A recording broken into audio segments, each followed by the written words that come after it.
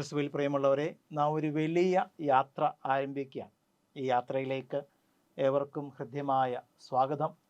നമ്മുടെ യാത്ര എന്ന് പറയുക ബൈബിളിൻ്റെ വിശാലമായ ഒരു ലോകത്തിലേക്കാണ്. നൂറ്റാണ്ടുകൾ കൊണ്ട് എഴുതപ്പെട്ട വിശുദ്ധ ഗ്രന്ഥം, ദൈവത്താൽ ദൈവാത്മാവിനാൽ പ്രചോദിതരായി മനുഷ്യർ എഴുതിയ ദൈവത്തിൻ്റെ വചനം. ആ ദൈവത്തിൻ്റെ വചനത്തിലേക്കുള്ള യാത്ര നാം ഇന്നിവിടെ ആരംഭിക്കാം. ഓരോ പുസ്തകങ്ങളിലൂടെയും നാം കടന്നു പോകും. ഓരോ പുസ്തകത്തിൻ്റെയും ചരിത്ര പശ്ചാത്തലങ്ങൾ, ഓരോ പുസ്തകം എഴുതപ്പെട്ട കാലഘട്ടങ്ങൾ, ഓരോ പുസ്തകത്തിലും നൽകുന്ന സന്ദേശങ്ങൾ, ഓരോ പുസ്തകത്തിലെയും ഏറ്റവും പ്രധാനപ്പെട്ട സംഭവങ്ങളും വ്യക്തികളും, രക്ഷാകര ചരിത്രം എപ്രകാരം ഈ പുസ്തകങ്ങളിലൂടെ നമുക്കായി വിശുദ്ധരായ പ്രവാചകന്മാർ മറ്റുള്ളവർ പറഞ്ഞു തരുന്നു. ഇങ്ങനെയൊക്കെ ഉള്ള ഒരു സഞ്ചാരത്തിലേക്ക് നാം പ്രവേശിക്കുകയാണ്. അപ്പോൾ ഇന്ന് ഈ ആദ്യത്തെ ഈ ക്ലാസ്സിൽ ഞാൻ ഉദ്ദേശിക്കുന്നത് ഏറ്റവും ആദ്യത്തെ 5 പുസ്തകങ്ങൾക്കുള്ള ഒരു ചെറിയ ആമുഖം, അത് അടുത്ത ക്ലാസ്സിലേക്കും നാം തുടരുന്നതായിരിക്കും. എങ്കിലും ആദ്യത്തെ പഞ്ചഗ്രന്ഥി നമുക്കറിയാം. ബൈബിളിലെ പുസ്തകങ്ങളെ പലതായിട്ട് നാം വേർതിരിച്ചിട്ടുണ്ട്. ഏറ്റവും ആദ്യം നാം കാണുന്ന 5 പുസ്തകങ്ങളെ പെന്ററ്റോക്ക്, പഞ്ചഗ്രന്ഥി എന്നാണ് നാം പണ്ട് മുതലേ അഭിസംബോധന ചെയ്യുക. പഴയ നിയമത്തിലേക്ക് നാം പോകുമ്പോൾ 46 പുസ്തകങ്ങൾ, ഈ 46 പുസ്തകങ്ങളെ പലതായിട്ട് നാം തരംതിരിച്ചിരിക്കുന്നു. ഏറ്റവും ആദ്യം പഞ്ചഗ്രന്ഥി എന്നറിയപ്പെടുന്ന 5 പുസ്തകങ്ങൾ. രണ്ടാമതായിട്ട് ചരിത്രപരമായ പുസ്തകങ്ങൾ നാം കാണുന്നു. 16 പുസ്തകങ്ങൾ ഇപ്രകാരം ചരിത്രപരമായ തലക്കെട്ടിന് അടിയിൽ വരുന്ന പുസ്തകങ്ങളാണ്. പിന്നീട് നാം വിജ്ഞാനത്തിൻ്റെ പുസ്തകങ്ങൾ, 7 പുസ്തകങ്ങൾ വിജ്ഞാനത്തിൻ്റെ പുസ്തകങ്ങളുടെ ഘടനയിൽ, വിജ്ഞാന പുസ്തകങ്ങളുടെ ഗ്രൂപ്പിൽ പെട്ടതാണ്. പിന്നീട് നാം കാണുന്ന പ്രവാചക ഗ്രന്ഥങ്ങളാണ്. നമുക്കറിയാം 12 ചെറിയ പ്രവാചകന്മാർ, മറ്റ് പ്രവാചകന്മാർ ഉൾപ്പെടെ 18 പുസ്തകങ്ങൾ നാം പ്രവാചക ഗ്രന്ഥത്തിൽ ഉൾപ്പെടുത്തിയതായി നാം കാണുന്നു. തുടർന്ന് നാം കാണുന്നത് പുതിയ നിയമത്തിലേക്ക് നാം പ്രവേശിക്കുമ്പോൾ പുതിയ നിയമത്തിലെ സുവിശേഷങ്ങൾ നാം കാണുന്നു. പുതിയ നിയമത്തിലെ ചരിത്ര പുസ്തകം എന്ന് വിശേഷിക്കപ്പെടുന്ന അപ്പോസ്തല പ്രവർത്തനങ്ങൾ നാം കാണുന്നു. പിന്നീട് പത്രോസ്, പൗലോസ് തുടങ്ങിയ അപ്പോസ്തലന്മാരുടെ ലേഖനങ്ങൾ 21 നാം കാണുന്നു. ഏറ്റവും അവസാനം വെളിപാടിൻ്റെ പുസ്തകം കടന്നു വരുന്നു. ഇപ്രകാരം ബൈബിളിലെ 73 പുസ്തകങ്ങളെ പല ഗ്രൂപ്പായി പഠനത്തിന് വേണ്ടി, അല്ലെങ്കിൽ കൂടുതൽ രക്ഷാകര ചരിത്രം കൂടുതൽ മനസ്സിലാക്കുന്നതിന് വേണ്ടി നാം ഇപ്രകാരം തരംതിരിച്ചിരിക്കുന്നുണ്ട്. ആയതിനാൽ തന്നെ ഏറ്റവും ആദ്യം നാം ഇന്ന് ബൈബിളിലെ ഏറ്റവും ആദ്യത്തെ ഗ്രൂപ്പ് എന്നറിയപ്പെടുന്ന പഞ്ചഗ്രന്ഥിയെക്കുറിച്ച് നാം ഇന്നേ ദിവസം ഒന്ന് ചിന്തിക്കുകയാണ്. ഈ പഞ്ചഗ്രന്ഥിയെക്കുറിച്ച് നാം ചിന്തിക്കുമ്പോൾ ഇന്ന് നാം ചെയ്യുക, ഈ പഞ്ചഗ്രന്ഥി എന്നുള്ള നാമം എങ്ങനെ വന്നു, ഈ 5 പുസ്തകങ്ങളിൻ്റെ ഘടന എന്താണ്, ഈ 5 പുസ്തകങ്ങളെ എന്തുകൊണ്ട് ഇപ്രകാരം പഞ്ചഗ്രന്ഥി എന്ന് പേര് വിളിച്ച് മാറ്റി വച്ചിരിക്കുന്നു, ഈ 5 പുസ്തകങ്ങളിൽ നാം കാണുന്ന രക്ഷാകര ചരിത്രത്തിൻ്റെ അവസ്ഥകൾ എന്താണ്, ഈ 5 പുസ്തകങ്ങൾ മറ്റുള്ള വിശുദ്ധ ഗ്രന്ഥത്തിലെ പുസ്തകങ്ങളുമായിട്ട് എങ്ങനെ ബന്ധപ്പെട്ട് നിൽക്കുന്നു, ഇപ്രകാരമുള്ള കാര്യങ്ങളാണ് ഇന്ന് ദിവസം ഈ പഞ്ചഗ്രന്ഥിക്ക് ഒരു ആമുഖം എന്ന് നമുക്ക് പറയാവുന്ന ഈ ആദ്യത്തെ ക്ലാസ്സിൽ. ഈ ആമുഖം ഇത് ഒരു ചെറിയ ഭാഗം മാത്രമേ ആകുന്നുള്ളൂ. വീണ്ടും തുടർന്നുള്ള ക്ലാസ്സുകളിൽ നാം ഇതിൻ്റെ ആമുഖം തുടർന്നും കാണേണ്ടി വരും. കാരണം പഞ്ചഗ്രന്ഥിയുടെ അവസ്ഥ, പഞ്ചഗ്രന്ഥിയിൽ വിവരിക്കുന്ന കാര്യങ്ങൾ ഒരുപാട് വലുതാണ് എന്ന് നമുക്കറിയാം. 5 പുസ്തകങ്ങളിൽ വിവരിക്കുന്നു. അപ്പോൾ ഈ പഞ്ചഗ്രന്ഥിയുടെ തുടക്കം, ആ തലക്കെട്ടിൻ്റെ തുടക്കം എന്ന് പറയുക പെന്ററ്റോക്ക്. പെന്ററ്റോക്ക് എന്ന് പറഞ്ഞാൽ പെൻഡെ എന്ന് വെച്ചാൽ ഗ്രീക്കിൽ 5 എന്നാണ് അർത്ഥം. ടോയോക്ക് എന്ന പേരിന് അർത്ഥം തന്നെ എല്ലായ്പ്പോഴും നാം കാണുന്നത് ഒരു കണ്ടെയ്നർ, അല്ലെങ്കിൽ ഒരു വെസൽ, ഒരു സ്ക്രോൾ, ചുരുളുകൾ എന്നുള്ള അർത്ഥത്തിലാണ്. അതിനാൽ തന്നെ 5 ചുരുളുകൾ നമുക്കായി നൽകപ്പെട്ടിരിക്കുന്നു. അപ്പോൾ ഈ പഞ്ചഗ്രന്ഥികളിലേക്ക് നാം പ്രവേശിക്കുമ്പോൾ യഹൂദ ചിന്താഗതി അനുസരിച്ച് ഈ പഞ്ചഗ്രന്ഥിയെ അവർ തോറ എന്നാണ് അവർ വിളിച്ചത്. അപ്പോൾ ഈ തോറ എന്ന് വിളിക്കുമ്പോൾ, തോറ പലപ്പോഴും നമ്മുടെ മനസ്സിലേക്ക് കടന്നു വരുന്ന തോറ എന്ന് വെച്ചാൽ നിയമം എന്നാണ് നമുക്ക് പലപ്പോഴും കടന്നു വരുന്ന ഒരു അർത്ഥം. പക്ഷേ കൃത്യമായിട്ട് തോറ എന്ന് വെച്ചാൽ ഇൻസ്ട്രക്ഷൻസ്, ടീച്ചിങ്സ് എന്നുള്ള അർത്ഥമാണ് ഈ തോറ എന്നുള്ളതിന് വരിക. പിന്നീട് തോറ ഗ്രീക്കിലേക്ക് അത് ട്രാൻസ്ലേറ്റ് ചെയ്തപ്പെട്ടപ്പോൾ അത് ഗ്രീക്കിൽ ലോസ് എന്നുള്ള നിയമത്തിലേക്ക്, ലോസ് എന്നുള്ള അർത്ഥതലങ്ങളിലേക്ക് കടന്നു വരികയാണ് ഉണ്ടായത്. അതിനാൽ തന്നെ പിന്നീട് പെൻഡറ്റുക്ക്, പഞ്ചഗ്രന്ഥി എന്നുള്ളത്, പിന്നീട് യഹൂദ ചിന്തയനുസരിച്ച് അവർ തോറ എന്നുള്ള പേരിൽ ഈ പഞ്ചഗ്രന്ഥിയെ വിളിക്കാൻ ആരംഭിച്ചു എന്നുള്ളതാണ്. ഇതിൻ്റെ ആരാണ് ഇത് എഴുതിയത് എന്ന് ചോദിച്ചാൽ, ഹീബ്രു ബൈബിളിലും അതേപോലെ തന്നെ ഭൂരിഭാഗമുള്ള എല്ലാ കയ്യെഴുത്ത് പ്രതികളിലും ബുക്സ് ഓഫ് മോസസ്, മോശയുടെ പുസ്തകങ്ങൾ എന്നാണ് അറിയപ്പെടുക. സാധാരണഗതിയിൽ മോശയുടെ 1-ാം പുസ്തകം, മോശയുടെ 2-ാം പുസ്തകം, 3, 4, 5 അങ്ങനെ മോശയുടെ 1, 2, 3 നമ്മുടെ പുതിയ നിയമത്തിലെ ലേഖനങ്ങളെക്കുറിച്ച് പറയുന്ന പോലെ പത്രോസ് എഴുതിയ 1-ാം ലേഖനം, പത്രോസ് എഴുതിയ 2-ാം ലേഖനം എന്നൊക്കെ പറയുന്ന പോലെ മോശയുടെ 1-ാം പുസ്തകം, 2-ാം പുസ്തകം, 3-ാം പുസ്തകം, 4-ാം പുസ്തകം, 5-ാം പുസ്തകം എന്നറിയപ്പെടുന്ന സ്ഥലങ്ങളും ഭാഷകളും ഉണ്ട്. നമുക്ക് വളരെ കൃത്യമായിട്ട് ഉൽപ്പത്തി, പുറപ്പാട്, ലേവ്യർ, സംഖ്യ, നിയമാവർത്തനം എന്നുള്ള 5 പേരുകളിൽ ഇത് അറിയപ്പെടുകയാണ്. ഇതിന് വളരെ വ്യക്തിപരമായിട്ട് ഓരോ പുസ്തകത്തിനും ഹെബ്രായ ഭാഷയിലും ഇതിന് പ്രത്യേകമായിട്ടുള്ള ഓരോ പേരുകളൊക്കെ ഉണ്ട്. ഓരോ പുസ്തകത്തിലൂടെയും കടന്നു പോകുമ്പോൾ നാം ഹെബ്രായ ഭാഷയിൽ ഇതിന് അതിൻ്റെ ഒറിജിനൽ ഭാഷയിൽ, മൂലഭാഷയിൽ നൽകപ്പെട്ട പേരുകളൊക്കെ നാം വിശദമായി കാണുന്നതാണ്.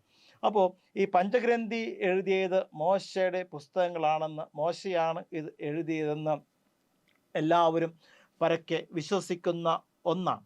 ഈ മോശ യഥാർത്ഥത്തിൽ ഒരു എഴുത്തുകാരൻ ആയിരുന്നില്ല എന്ന് നമുക്ക് അറിയാം. എങ്കിലും പുറപ്പാടിൻ്റെ പുസ്തകം 24-ാം അധ്യായത്തിലും അതേപോലെ തന്നെ നിയമാവർത്തന പുസ്തകം 31-ാം അധ്യായം 9-ാം വചനത്തിലും മോശ നിയമങ്ങൾ എഴുതി, കർത്താവിൻ്റെ നിയമങ്ങൾ മോശ എഴുതി ജനത്തിന് കൊടുക്കുന്നതായിട്ട് പുസ്തകങ്ങൾ സാക്ഷ്യപ്പെടുത്തുന്നുണ്ട്. എങ്ങനെയായിരുന്നാലും മോശ കർത്താവ് നൽകിയ നിയമങ്ങൾ മോശ എഴുതി, അല്ലെങ്കിൽ മോശ മറ്റുള്ളവർക്കായി പകർന്നു കൊടുത്തു എന്ന് ഈ പഞ്ചഗ്രന്ഥിയുടെ പുസ്തകങ്ങളിൽ പലപ്പോഴായിട്ട് നമുക്ക് കണ്ടെത്തുവാനായിട്ട് കഴിയും. അയാൾ തന്നെ ഈ പുസ്തകങ്ങളിലെ ഗ്രന്ഥകർത്താവ് മോശ ആണെന്ന് യഹൂദരും അതേപോലെ തന്നെ പിന്നീട് വിശ്വാസത്തിലൂടെ വളർന്നു വന്ന എല്ലാവരും പരക്കെ വിശ്വസിച്ചു പോരുന്നു എന്നുള്ളതാണ്. ഈ 5 പുസ്തകങ്ങളിൽ എന്താണ് അടങ്ങിയിരിക്കുന്നത് എന്ന് ചോദിച്ചാൽ, ഒറ്റയടിക്ക് നമ്മുടെ ശ്രദ്ധ കടന്നു ചെല്ലുക, ആദിയിൽ ദൈവം ആകാശവും ഭൂമിയും സൃഷ്ടിച്ചു എന്നുള്ള ആദ്യ വചനം തന്നെ നമുക്ക് ഒരു കാര്യം വെളിപ്പെടുത്തി തരുന്നു. അതായത് പഞ്ചഗ്രന്ഥി എല്ലായ്പ്പോഴും ആരംഭിക്കുക ചരിത്രാതീത കാലത്തെക്കുറിച്ച് പറഞ്ഞുകൊണ്ടാണ്. അപ്പോൾ ഇപ്രകാരം നമുക്ക് 3 കാര്യങ്ങളെ, ഈ 5 പുസ്തകങ്ങൾ 3 കാര്യങ്ങൾ ഉൾക്കൊള്ളുന്നതായിട്ട് നമുക്ക് പറഞ്ഞു വെക്കാനായിട്ട് കഴിയും. ഏറ്റവും ആദ്യമായിട്ട് നാം കാണുന്നത് ചരിത്രാതീത കാലഘട്ടമാണ്. ചരിത്രാതീത കാലഘട്ടം എന്ന് പറയാം, ദൈവത്തിൻ്റെ സൃഷ്ടി മുതൽ അബ്രഹാം വരെയുള്ള കാര്യങ്ങൾ. ഉൽപ്പത്തി പുസ്തകം 1-ാം അധ്യായം മുതൽ 11-ാം അധ്യായം വരെ നാം ഇത് കാണുന്നു. 12-ാം അധ്യായത്തിലേക്ക് പ്രവേശിക്കുമ്പോൾ അബ്രഹാത്തിൻ്റെ വിളിയോടുകൂടി മനുഷ്യൻ്റെ ചരിത്രം അവിടെ ആരംഭിക്കുകയാണ്. അതായത് രക്ഷാകര ചരിത്രത്തിൽ ഏറ്റവും ആദ്യം പൂർവ്വപിതാവായ അബ്രഹാം വിളിക്കപ്പെടുന്നു. ഇപ്രകാരം ഉൽപ്പത്തി പുസ്തകം 1-ാം അധ്യായം മുതൽ 11-ാം അധ്യായം വരെ മനുഷ്യൻ്റെ അല്ലെങ്കിൽ ഈ പ്രപഞ്ചത്തിൻ്റെ സൃഷ്ടി മുതൽ ചരിത്രാതീത കാലത്തെ കാര്യങ്ങൾ 11 അധ്യായങ്ങൾ വിവരിക്കുകയാണ്. അങ്ങനെ ഒന്നാമത്തെ ഘട്ടം അതാണ്. പഞ്ചഗ്രന്ഥിയിൽ 3 കാര്യങ്ങളായിട്ട്, അല്ലെങ്കിൽ 3ആയിട്ട് നമുക്ക് ഈ 5 പുസ്തകങ്ങളെ തിരിച്ചാൽ അതിൻ്റെ കണ്ടന്റ് അനുസരിച്ച് നാം പറയുകയാണെങ്കിൽ ഏറ്റവും ആദ്യം ചരിത്രാതീത കാലഘട്ടത്തിലെ കാര്യങ്ങൾ കടന്നു വരും. രണ്ടാമതായിട്ട് ഉൽപ്പത്തി പുസ്തകം 12-ാം അധ്യായം മുതൽ 50-ാം അധ്യായം വരെ, അതിൻ്റെ ഉൽപ്പത്തി പുസ്തകം അവസാനം വരെ നാം എല്ലായ്പ്പോഴും കാണുക പൂർവ്വപിതാക്കളും പൂർവ്വ മാതാക്കളും അല്ലെങ്കിൽ പൂർവ്വ മാതാപിതാക്കളെക്കുറിച്ചുള്ള ചരിത്രമാണ് ഉൽപ്പത്തി പുസ്തകം 12-ാം അധ്യായം മുതൽ 50-ാം അധ്യായം വരെ നാം കാണുക. ഏറ്റവും ആദ്യമായിട്ട് നാം അബ്രഹാത്തെയും സാറായെയും കാണുന്നു. രണ്ടാമതായിട്ട് ഇസ്ഹാക്കിനെയും റെബേക്കയായും കാണുന്നു. മൂന്നാമതായിട്ട് നാം യാക്കോബിനെയും യാക്കോബിൻ്റെ ഭാര്യമാരായ ലിയയെയും റേച്ചലിനെയും കാണുന്നു. പിന്നീട് ഏറ്റവും അവസാനം യാക്കോബിൻ്റെ 12 മക്കൾ, ജോസഫിനെയും ജോസഫിൻ്റെ സഹോദരങ്ങളെയും കുറിച്ചുള്ള ചരിത്രം. അപ്പോൾ ഈ പഞ്ചഗ്രന്ഥി ആരംഭിക്കുന്നത് ഏറ്റവും ആദ്യത്തെ പാർട്ട് എന്ന് പറയുക ചരിത്രാതീത കാലം, അതായത് പ്രപഞ്ചത്തിൻ്റെ സൃഷ്ടി. രണ്ടാമതായിട്ട് നാം കാണുക പൂർവ്വ മാതാപിതാക്കൾ, ഇപ്രകാരമുള്ള അബ്രഹാം, ഇസ്ഹാക്ക്, യാക്കോബ്, അവരുടെ ഭാര്യമാരും പിന്നെ ജോസഫും ജോസഫിൻ്റെ സഹോദരങ്ങളെയും നാം കാണുന്നു. മൂന്നാമത്തെ ഭാഗം എന്ന് പറയുക പുറപ്പാടിൻ്റെ പുസ്തകം മുതൽ നിയമാവർത്തന പുസ്തകം വരെ നാം പഞ്ചഗ്രന്ഥിയുടെ മൂന്നാമത്തെ ഭാഗമായിട്ട് കണക്കാക്കുകയാണ്.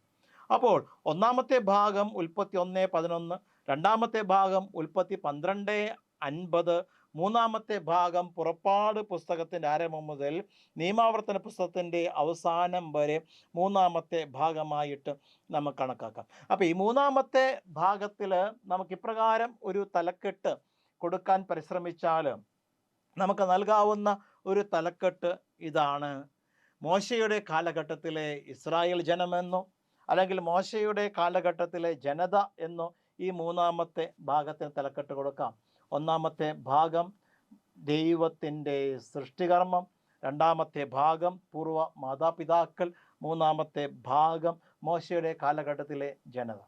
ഇപ്രകാരമാണ് നമുക്ക് ഉൽപ്പത്തി പുസ്തകത്തിൻ്റെ കണ്ടന്റ് അനുസരിച്ച് അത് ഉൾക്കൊള്ളുന്ന കാര്യങ്ങളെ നമുക്ക് ഒന്ന് സംഗ്രഹിച്ചാൽ മൂന്നായിട്ട് നമുക്ക് തരംതിരിക്കാവുന്നു. അതിനേക്കാൾ ഉപരിയായിട്ട് കുറച്ചുകൂടി എളുപ്പത്തിൽ ഓർത്തിരിക്കാനായിട്ട് ഈ പഞ്ചഗ്രന്ഥിയെ നമുക്ക് 3 അപ്പന്മാരുടെ ഭാഷയിൽ, തീർച്ചയായിട്ടും ബൈബിളിൻ്റെ വ്യാഖ്യാനത്തിൽ, ബൈബിളിൻ്റെ വിവർത്തനത്തിൽ അല്ലെങ്കിൽ ബൈബിളിൻ്റെ പഠനത്തിൽ എല്ലായ്പ്പോഴും ഒരു സ്ത്രീപക്ഷ വായന ഇന്നത്തെ കാലഘട്ടത്തിൽ ഉയർന്നു വരുന്നുണ്ട്. ബൈബിൾ പല രീതിയിലും എല്ലാ രീതിയിലും വായിക്കപ്പെടണം. കാരണം വചനം എന്ന് പറയുക ദൈവികമായ രഹസ്യങ്ങളാണ് വചനം. അപ്പോൾ ദൈവികമായ രഹസ്യങ്ങൾ നമുക്കൊരിക്കലും പൂർണ്ണമായി വെളിപ്പെടുത്തി കിട്ടുകയില്ല. നമ്മുടെ ചിന്തയനുസരിച്ച് ദൈവികമായ രഹസ്യങ്ങളെ നമുക്കൊരിക്കലും പൂർണ്ണമായിട്ട് നമ്മുടെ ബുദ്ധിയിൽ നമുക്കൊതുക്കാൻ സാധ്യമല്ല. ദൈവികമായ രഹസ്യങ്ങൾ വചനത്തിലൂടെ നമുക്ക് മുൻപിൽ പ്രകാശമായി പരക്കുകയാണ്. അത് നാം വായിച്ച് മനസ്സിലാക്കുക എന്നുള്ളതാണ്. പരിശുദ്ധാത്മാവ് ആരാണോ വചനം എഴുതിയത്, ആ വചനത്തിൻ്റെ ഗ്രന്ഥകർത്താവിനെ, ആ വചനം എഴുതിയ വ്യക്തിയെ, ആത്മാവിനെ, പരിശുദ്ധാത്മാവിനെ വിളിച്ചപേക്ഷിച്ചുകൊണ്ട് കൂടുതൽ രക്ഷാകര ചരിത്രം, രക്ഷാകര രഹസ്യങ്ങൾ, ദൈവിക രഹസ്യങ്ങൾ നാം മനസ്സിലാക്കാൻ പരിശ്രമിക്കുക. അവിടെ പുരുഷപക്ഷ വായനയാകാം, സ്ത്രീപക്ഷ വായനയാകാം, ഏതൊരു വായനയും സ്വാഗതാർഹമാണ്. പക്ഷേ സഭ പഠിപ്പിക്കുന്ന കാര്യങ്ങളിലൂടെ, സഭ നൽകുന്ന വ്യാഖ്യാനങ്ങൾക്കാണ് നാം പ്രഥമ പരിഗണന നൽകേണ്ടത് എന്നുള്ളത് മാത്രം. അപ്പോൾ ഇവിടെ നാം ഒരു പുരുഷപക്ഷ വായന അല്ലെങ്കിൽ ദൈവത്തെ ആബാ പിതാവേ എന്ന് കണ്ടുകൊണ്ട് നാം ഈ പഞ്ചഗ്രന്ഥിയെ മൂന്നായിട്ട് കണ്ടതുപോലെ നമുക്ക് ഏറ്റവും എളുപ്പത്തിൽ കാണാൻ സാധിക്കുന്നത് ഉൽപ്പത്തി പുസ്തകം 1-ാം അധ്യായം മുതൽ 11-ാം അധ്യായം വരെ പിതാവായ ദൈവം, നമുക്ക് വളരെ കൃത്യതയോടെ പറയാൻ പറ്റും. പിതാവായ ദൈവം, നമ്മുടെ മതബോധന ക്ലാസ്സുകളിൽ പിതാവായ ദൈവം എന്ന് പറഞ്ഞുകൊണ്ട് നമുക്കൊരു പുസ്തകമുണ്ട്. ആ പുസ്തകത്തിൽ ദൈവത്തെ സൃഷ്ടാവായി തന്നെയാണ് നാം കാണുക. ഇവിടെയും അത് തന്നെയാണ്. ഉൽപ്പത്തി പുസ്തകം 1-ാം അധ്യായം 11-ാം അധ്യായം വരെ പിതാവായ ദൈവം, അപ്പോൾ ഗോഡ് ആസ് ദ ഫാദർ, അങ്ങനെ നമുക്ക് കാണാൻ സാധിക്കും. രണ്ടാമതായിട്ട് നമ്മൾ സാധാരണ പറയുന്ന പോലെ ഫോർ ഫാദേഴ്സ്, പൂർവ്വപിതാക്കൾ, അതാണ് 12-ാം അധ്യായം മുതൽ ഉൽപ്പത്തി പുസ്തകം 12 മുതൽ 50 വരെ നാം കാണുന്നത്. ഈ പൂർവ്വപിതാക്കളെ കുറിച്ചുള്ള കാര്യമാണ് നാം കാണുക. അടുത്തായിട്ട് മൂന്നാമത്തെ ഭാഗത്തെ നമുക്ക് ഇപ്രകാരം ഒരു തലക്കെട്ട് കൊടുക്കാം: മോസസ് ആസ് ദ ഫാദർ. മോശ ഒരപ്പനായി കടന്നു വരുന്നു. മോശ അപ്പനായി മാറുക 2 തരത്തിലാണ്. രാഷ്ട്രീയപരമായി, അതായത് ജനതയെ, ഈജിപ്തിൻ്റെ അടിമത്തിൽ കഴിഞ്ഞ ജനതയെ അവിടെ നിന്ന് മോചിപ്പിച്ച് രാഷ്ട്രീയപരമായി അവരെ ഒരു വലിയ ജനതയാക്കി മാറ്റുന്ന ഒരു പ്രക്രിയ, അതിന് രൂപം കൊടുക്കുന്ന മോശയാണ്. എല്ലാ പദ്ധതിയും എല്ലാ പ്ലാനും എല്ലാം ദൈവത്തിൻ്റെതാണ്. ദൈവത്തിൻ്റെ പദ്ധതി അനുസരിച്ച് അവർക്കൊരു അപ്പനായി, ഒരു വലിയ നേതാവായി മോശ പ്രവർത്തിക്കുകയാണ്. അതേപോലെ തന്നെ മോശ അവർക്കൊരു ആത്മീയ പിതാവാണ്. അവരുടെ ആത്മീയ ജീവിതത്തെ, ഒരു പൊളിറ്റിക്കൽ സമൂഹത്തെ രൂപപ്പെടുത്തുക, അതേപോലെ തന്നെ ഈജിപ്തിൽ നിന്ന് ദൈവത്തിൻ്റെ ജനത്തെ മോചിപ്പിക്കാനായിട്ട് ഫറവോയോട് ആവശ്യപ്പെടുമ്പോൾ മോശ പറയുന്നത് ഒറ്റ കാര്യം മാത്രമാണ്: ദൈവത്തെ ആരാധിക്കാൻ വേണ്ടി അവരെ വിട്ടയക്കണം. അപ്പോൾ ഒരു ആത്മീയ തലമുണ്ട് ഇവിടെ മോചനത്തിന്. പുറപ്പാട് അനുഭവത്തിന് 2 തലങ്ങളുണ്ടെന്ന് ഏറ്റവും ആദ്യം തന്നെ മോശ തൻ്റെ വാക്കുകളിലൂടെ തന്നെ നമുക്ക് വെളിപ്പെടുത്തി തരുന്നുണ്ട്. അപ്പോൾ മോശ അവർക്കൊരു പിതാവായി മാറുകയാണ്. അപ്പോൾ ഉൽപ്പത്തി പുസ്തകം മുതൽ നിയമാവർത്തന പുസ്തകം വരെയുള്ള പഞ്ചഗ്രന്ഥിയിൽ വിവരിക്കുന്ന കാര്യങ്ങൾ അത് ഒരു സംഗ്രഹിച്ചാൽ എന്താണ് അതിൻ്റെ കണ്ടന്റ് എന്ന് ചോദിച്ചാൽ നമുക്കുള്ള വ്യക്തിപരമായിട്ട് വളരെയേറെ കാച്ചിക്കുറുക്കി നമുക്ക് പറയാവുന്ന ഒരു കാര്യം ഇതാണ്. ഇത് ഒരു 3 അപ്പന്മാരെ കുറിച്ചുള്ള 3 അപ്പന്മാരെന്ന് പറഞ്ഞാൽ 3 തലക്കെട്ടുകൾ. ഒന്നാമതായിട്ട് ദൈവം പിതാവായിട്ട് എല്ലാം സൃഷ്ടിച്ച് പരിപാലിച്ച് എല്ലാം ക്രമപ്പെടുത്തുന്നു. രണ്ടാമതായിട്ട് പൂർവ്വപിതാക്കൾ എല്ലാം ക്രമപ്പെടുത്തി അവരുടെ ജീവിതത്തിൽ മുന്നേറുന്നു. മൂന്നാമതായിട്ട് മോശ അവർക്കൊരു അപ്പനായിട്ട് രാഷ്ട്രീയപരമായിട്ട് അതേപോലെ ആത്മീയപരമായിട്ട് മോശ ഒരപ്പനായി മാറുന്നു എന്നുള്ളതാണ്. അപ്പോൾ പഞ്ചഗ്രന്ഥി ഇങ്ങനെ 3 അപ്പന്മാരുടെ അല്ലെങ്കിൽ നമ്മുടെ പിതാക്കന്മാർ ചെയ്യുന്ന പ്രവൃത്തികളോട് സാമ്യപ്പെടുത്തിക്കൊണ്ട് നമുക്ക് ഈ പഞ്ചഗ്രന്ഥിയെ നമുക്ക് കാണാവുന്നതാണ്. ഇനി പ്രകാരം പഞ്ചഗ്രന്ഥിയിലേക്ക് നാം പ്രവേശിക്കുമ്പോൾ ഈ 5 പുസ്തകങ്ങളിലേക്ക് പ്രവേശിക്കുമ്പോൾ അതിൻ്റെ സാഹിത്യ രൂപങ്ങൾ എപ്രകാരമാണ്? രക്ഷാകരമായ ചരിത്രം, അന്നത്തെ കാലഘട്ടത്തിൻ്റെ ചരിത്രം, അല്ലെങ്കിൽ ദൈവം അവരുടെ ജീവിതത്തിൽ ഇടപെടുന്ന രീതി, അതെല്ലാം എപ്രകാരമാണ് ഇതിൽ നമുക്ക് വിവരിച്ചിരിക്കുന്നത് എന്ന് ചോദിച്ചാൽ സാഹിത്യ രൂപത്തിലൂടെ. നമുക്കറിയാം ബൈബിൾ എഴുതപ്പെട്ട ഒരു സാഹിത്യമാണ്. സാഹിത്യത്തിൻ്റെ ഭാഷയിൽ നോക്കിയാൽ ബൈബിളിൽ ചരിത്രമുണ്ട്, കഥയുണ്ട്, ബൈബിളിൽ പോയട്രിയുണ്ട്, ഇപ്രകാരം ഉപമകളുണ്ട്. ഇങ്ങനെ ഒരുപാട് സാഹിത്യ രൂപങ്ങൾ നമുക്ക് വചനത്തിൽ കണ്ടെത്താനായിട്ട് കഴിയും. അതുപോലെ തന്നെ പഞ്ചഗ്രന്ഥിയിലെ സാഹിത്യ രൂപങ്ങൾ ഏതൊക്കെ എന്ന് ചിന്തിച്ചാൽ നമുക്കവിടെ ചരിത്രമുണ്ട്, നമുക്ക് അതിനകത്ത് എല്ലായ്പ്പോഴും വെളിപാടുകൾ കാണുവാനായിട്ട് നമുക്ക് സാധിക്കും.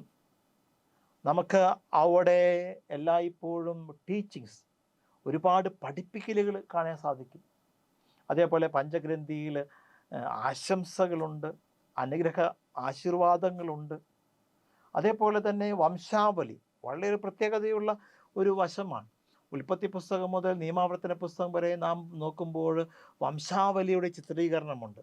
മത്തായിയുടെ സുവിശേഷം ആരംഭിക്കുന്നത് തന്നെ വംശാവലി പറഞ്ഞുകൊണ്ടാണ്. ലൂക്കാ സുവിശേഷത്തിലും ഈ വംശാവലി നാം കണ്ടെത്തുന്നുണ്ട്. ഇതിൻ്റെ എല്ലാം അടിസ്ഥാനപരമായി നിലകൊള്ളുന്നത് പഞ്ചഗ്രന്ഥിയിൽ നാം കാണുന്ന വംശാവലി വിവരണങ്ങൾ ഉണ്ട്. അതെല്ലാം വളരെയേറെ പ്രത്യേകതയോടെ നാം കടന്നു പോകേണ്ട കാര്യങ്ങളാണെന്ന് എല്ലായ്പ്പോഴും ഓർക്കുക. അപ്പോൾ ഇപ്രകാരം പഞ്ചഗ്രന്ഥിയെ നമ്മൾ പെട്ടെന്ന് മനസ്സിലാക്കാനായിട്ടുള്ള ഒരു ആമുഖത്തിലൂടെയാണ് നാം കടന്നു പോവുക. ഇനി അടുത്തതായിട്ട് നാം കാണുന്നത് അതിൻ്റെ ഒരു സ്ട്രക്ചറാണ്. എപ്രകാരമാണ് ഇത് എഴുതപ്പെട്ടിരിക്കുക എന്നുള്ളതാണ്. എല്ലായ്പ്പോഴും ബൈബിളിൽ ഓരോ പുസ്തകത്തിനും ഒരു ഫ്രെയിം വർക്കുണ്ട്. അത് ഓരോ പുസ്തകം എടുത്ത് പഠിക്കുമ്പോൾ നമുക്ക് വളരെ കൃത്യതയോടെ പറയുവാൻ കഴിയുന്ന ഒന്നാണ് ഒരു ഇൻക്ലൂസിയോ എന്ന് ലാറ്റിൻ ഭാഷയിൽ, ഇൻക്ലൂഷൻ എന്ന് ഇംഗ്ലീഷ് ഭാഷയിലൊക്കെ നാം പറയും. വളരെ പ്രത്യേകിച്ച് ഒരു ടിപ്പിക്കൽ ഒരു എക്സാമ്പിളായിട്ട് നമുക്ക് പറയാൻ സാധിക്കുമ്പോൾ ലൂക്കാ സുവിശേഷം. ലൂക്കാ സുവിശേഷത്തിന് പ്രാർത്ഥനയുടെ സുവിശേഷം എന്നുള്ള ഒരു തലക്കെട്ടുണ്ട്. ലൂക്കാ സുവിശേഷത്തിന് ഒരുപാട് വിശേഷണങ്ങൾ നാം കൊടുക്കുന്നുണ്ട്. പ്രാർത്ഥനയുടെ സുവിശേഷം എന്ന് പറയും, പാവപ്പെട്ടവരുടെ സുവിശേഷം എന്ന് പറയും, സ്ത്രീകളുടെ സുവിശേഷം എന്ന് പറയും, ഇങ്ങനെ പരിശുദ്ധാത്മാവിൻ്റെ സുവിശേഷം എന്ന് പറയും. ഇപ്രകാരം ലൂക്കാ സുവിശേഷത്തിന് കൊടുക്കുന്ന ഒരുപാട് തലക്കെട്ടുണ്ട്. അവിടെ പ്രാർത്ഥനയുടെ സുവിശേഷം എന്ന് ലൂക്കാ സുവിശേഷത്തിന് കൊടുക്കുന്ന തലക്കെട്ട് വളരെ അർത്ഥവത്തായ ഒന്നാണ്. കാരണം എന്ന് വെച്ചാൽ ലൂക്കാ സുവിശേഷം ആരംഭിക്കുന്നത് ദേവാലയത്തിൽ നിന്നാണ്. ദേവാലയത്തിൽ നിന്ന് സുവിശേഷം ആരംഭിക്കുക. നമ്മൾ ശ്രദ്ധയോടെ വായിച്ചു പോകുമ്പോൾ ഏറ്റവും ആദ്യം ഒരു ആമുഖം വരുന്നുണ്ട്. അല്ലയോ തെയോഫിലോസെ എന്ന് പറഞ്ഞുകൊണ്ട് ഒരു ആമുഖം കടന്നു വരുന്നു. അതിനുശേഷം നാം പിന്നീട് കാണുന്നത് ഇപ്രകാരം അപ്പോസ്തല പ്രവർത്തനങ്ങളിൽ തെയോഫിലോസിൻ്റെ കാര്യങ്ങൾ സൂചിപ്പിക്കുന്നുണ്ട്. ലൂക്കാ സുവിശേഷത്തിൽ ഏറ്റവും ആദ്യം കടന്നു വരുന്ന വ്യക്തി സഖറിയ. അപ്പോൾ ഈ സഖറിയ കടന്നു വരുമ്പോൾ സഖറിയായുടെ ജീവിതത്തിൻ്റെ ഒരു പരിച്ഛേദം അത് നാം കാണുക ദേവാലയത്തിലാണ്. ഏറ്റവും അവസാനം ലൂക്കാ സുവിശേഷം അവസാനിക്കുന്നത് ശിഷ്യന്മാർ, അപ്പോസ്തലന്മാർ ദേവാലയത്തിൽ പ്രാർത്ഥനയിൽ കഴിഞ്ഞുകൂടി എന്ന് പറഞ്ഞുകൊണ്ടാണ്. അതിനെയാണ് നമ്മൾ ഒരു ഫ്രെയിം വർക്ക്, ഒരു ഇൻക്ലൂസിയോ എന്നൊക്കെ പറയുക. അപ്പോൾ അതേപോലെ തന്നെ നമ്മളുടെ ഈ പഞ്ചഗ്രന്ഥിക്കും ഒരു ഫ്രെയിം വർക്ക് നമുക്കെല്ലായ്പ്പോഴും കൊടുക്കാനായിട്ട് കഴിയും. ഏറ്റവും ആദ്യം ഉൽപ്പത്തി പുസ്തകം ചരിത്രാതീത കാലം മുതൽ ഇങ്ങോട്ട് ആരംഭിച്ച് ഉൽപ്പത്തി പുസ്തകത്തിൻ്റെ സമാപനത്തിൽ നാം കാണുക യാക്കോബിൻ്റെ ആശീർവാദമാണ്. യാക്കോബിൻ്റെ ആശീർവാദം പോലെ തന്നെ വളരെ പ്രധാനപ്പെട്ടതാണ് പഞ്ചഗ്രന്ഥി അവസാനിക്കുമ്പോൾ നിയമാവർത്തന പുസ്തകം 34 അധ്യായത്തിൽ നാം വന്ന് നിൽക്കുമ്പോൾ അവിടെയും കാണുക മോശയുടെ ആശീർവാദങ്ങളാണ്. അഭിപ്രകാരം ആവർത്തിക്കപ്പെടുന്ന സാഹിത്യ രൂപങ്ങളുണ്ട്. ആവർത്തിക്കപ്പെടുന്ന നമ്മുടെ മനസ്സിലേക്ക് അടിച്ചേൽപ്പിക്കാനായിട്ട് മനസ്സിലുറപ്പിക്കാനായിട്ട് നൽകപ്പെടുന്ന നിയമവശങ്ങളുണ്ട്. ആവർത്തിക്കപ്പെടുന്ന പലപ്പോഴും കർത്താവിനെ സ്തുതിക്കുന്ന ഗീതങ്ങളുണ്ട്. ഇതിനെല്ലാം ഉപരിയായിട്ട് കർത്താവ് എപ്രകാരമാണ് രക്ഷ തൻ്റെ ജനത്തിന് വേണ്ടി ഒരുക്കുന്നത് എന്ന് പറഞ്ഞു പോകുന്ന ദൈവത്തിൻ്റെ പ്രചോദനമായ വചനങ്ങളുണ്ട്. ഇതാണ് ലൂക്കാസ് പഞ്ചഗ്രന്ഥിയിൽ നാം കാണുന്ന അതിൻ്റെ സ്ട്രക്ചർ വളരെ മനോഹരമായിട്ട് നമുക്ക് ഇപ്രകാരമൊക്കെ വ്യാഖ്യാനിക്കാൻ കഴിയാവുന്ന ഈ പഞ്ചഗ്രന്ഥിയുടെ കാലഘട്ടം എന്ന് പറയുക വളരെ കാലത്തിന് മുൻപ് തന്നെ പ്രാചീന കോപ്പികളൊക്കെ പ്രാചീന കൈയെഴുത്ത് പ്രതികളൊക്കെ നമുക്ക് ലഭ്യമാണ്. ഏറ്റവും ആദ്യം 600 BC കർത്താവിൻ്റെ ജനത്തിന് മുൻപ് 600 വർഷങ്ങൾക്ക് മുൻപ് തന്നെ എഴുതപ്പെട്ട കൈയെഴുത്ത് പ്രതികൾ നമുക്കിന്ന് ലഭ്യമാണ്. അതിൻ്റെ എല്ലാം അർത്ഥം പഞ്ചഗ്രന്ഥി മോശയുടെ കാലം മുതൽ തന്നെ എപ്പോഴെല്ലാമാണോ ഈ സംഭവങ്ങൾ നടക്കുക ആ കാലഘട്ടത്തിൽ തന്നെ ആരൊക്കെയോ ഇതെല്ലാം താളിയോലകളിൽ എഴുതി സൂക്ഷിച്ചു എന്ന് തന്നെയാണ്. മോശയുടെ കാലഘട്ടം കഴിഞ്ഞ് നൂറ്റാണ്ടുകൾ കഴിയുന്നതിന് മുമ്പ് തന്നെ ഇപ്രകാരം രക്ഷാകരമായ അനുഭവങ്ങൾ അവർ എഴുതി വെച്ചു എന്നുള്ളതാണ്. കാരണം ഒരു അനുഭവം ഉണ്ടാകുമ്പോഴാണ് അത് എഴുതുവാനായിട്ട് അതിനെക്കുറിച്ച് ചിന്തിക്കുവാനായിട്ട് നാം ഒക്കെ പ്രേരിതരാവുക. ഞാനിപ്പോൾ ഇങ്ങനെ ജീവിക്കുന്നു, എൻ്റെ ജീവിതത്തിൽ ഒരു അനുഭവം ഉണ്ടാകുന്നു, ആ അനുഭവം ഉണ്ടാകുമ്പോൾ അത് മറ്റുള്ളവർക്ക് ഞാൻ പകർന്ന് കൊടുക്കുന്നു എന്നുള്ളതാണ്. പഞ്ചഗ്രന്ഥിയുടെ ഏറ്റവും വലിയ അനുഭവം എന്ന് പറയുക, അല്ലെങ്കിൽ പഴയ നിയമത്തിന് തന്നെ ഏറ്റവും വലിയ അനുഭവം എന്ന് പറയുക പുറപ്പാട് അനുഭവമാണ്. അപ്പോൾ ദൈവം ഒരു ജനത്തിൻ്റെ ഒപ്പം പുറപ്പാടനുഭവത്തിൽ മോശ പാടുന്ന പോലെ ഒരു ജനത്തിൻ്റെ ഒപ്പം ധീരയോദ്ധാവിനെ പോലെ ദൈവം നിലകൊണ്ടതിൻ്റെ അനുഭവമാണ് നമുക്ക് പ്രത്യേകിച്ച് ഈ പഞ്ചഗ്രന്ഥികളിൽ നമുക്ക് കാണുവാൻ സാധിക്കുക. ആ അനുഭവം തന്നെ പഴയ നിയമത്തിൽ നാം കാണുന്നു. പുതിയ നിയമത്തിലേക്ക് കടക്കുമ്പോൾ ഈ വചനമെല്ലാം രക്ഷാകരമായ വചനമാംസമായിട്ട് നമ്മുടെ ഇടയിൽ അവതരിക്കുന്നതായിട്ട് നാം കാണുന്നു. ഇപ്രകാരം ഈ പഞ്ചഗ്രന്ഥി വളരെയേറെ കാലത്തിന് മുൻപ് തന്നെ അത് എഴുതപ്പെട്ട രൂപത്തിൽ കയ്യെഴുത്ത് പ്രതികളിൽ നമുക്ക് ലഭ്യമായി എന്ന് നമുക്ക് വളരെ കൃത്യമായിട്ട് പഴയ കയ്യെഴുത്ത് പ്രതികളിൽ നിന്ന് നമുക്ക് കണ്ടെത്താൻ കഴിയും എന്നുള്ളതാണ്. പിന്നീട് നാം കാണുന്നത് ഈ പഞ്ചഗ്രന്ഥി എങ്ങനെ മറ്റ് പുസ്തകങ്ങളുമായിട്ട് ബന്ധപ്പെട്ട് നിൽക്കുന്നു എന്നുള്ളതാണ്. നമ്മൾ 5 പുസ്തകങ്ങളെ വളരെ പ്രത്യേകമായിട്ട് നാം ഇവിടെ കാണുകയായിരുന്നു.